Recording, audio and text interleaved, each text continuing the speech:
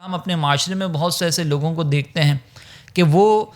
جب ان سے کہا جائے کہ بھئی آپ نماز پڑھیں، روزے رکھیں، اللہ کی عبادت کریں، تو وہ سامنے سے کہتے ہیں کہ بھائی اگر ہم صرف مسجد میں ہی بیٹھ جائیں گے تو پھر کھانے پینے کا بندوبست کہاں سے کریں گے، کمائیں گے کہاں سے، بیوی بچوں کا پیٹ بھی تو پالنا ہے۔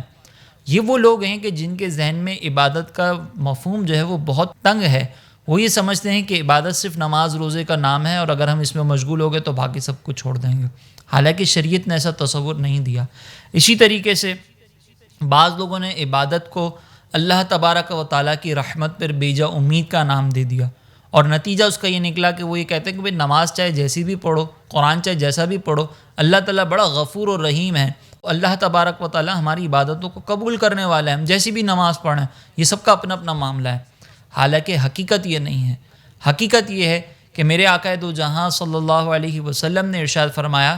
کہ اگر کوئی شخص نماز پڑھتا ہے اور اس کی نماز کی ادائیگی کے دوران وہ خشوع و خضوع کو کامل رکھتا ہے، اچھے انداز سے وضو کرتا ہے، تو پھر نماز اس کے لیے دعا کرتی ہے کہ اللہ تبارک و تعالیٰ تجھے بھی ایسا ہی سنوارے جیسا کہ تو نے مجھے سنوارا تھا، اور پھر اس کی نماز قبولیت کا درجہ حاصل کر لیتی ہے۔ جبکہ اس کے مقابلے میں اگر کوئی نماز میں خشوع و خضوع کا خیال نہ کرے، سجدے صحیح سے ادا نہ کرے، رکوع صحیح سے نہ کرے، تو نماز اس کے لیے دعا یہ کرتی ہے کہ اللہ تبارک و تعالیٰ تجھے ایسے ہی برباد کرے جیسے تو نے مجھے برباد کیا، اور پھر ایک کپڑے میں لپیٹ کر وہ نماز اس کے منہ پہ مار دی جاتی ہے۔ اب آپ ذرا غور کریں کہ جس کی نماز اس کے منہ پہ ماری جا رہی ہے، اگر اس کی بھی سوچ یہی ہے کہ میں جیسی بھی نماز پڑھوں اللہ تبارک و تعالیٰ قبول کرنے والا ہے، تو بے شک اللہ تبارک و تعالیٰ کی رحمت ان تمام چیزوں کی محتاج نہیں ہے۔ لیکن ہم ایک قانون کے پابند ہیں، ہمیں یہ بتا دیا گیا کہ آپ نے اس قانون کے مطابق عبادت کرنی ہے۔ اب اگر ہم اس قانون کو فالو نہیں کریں گے،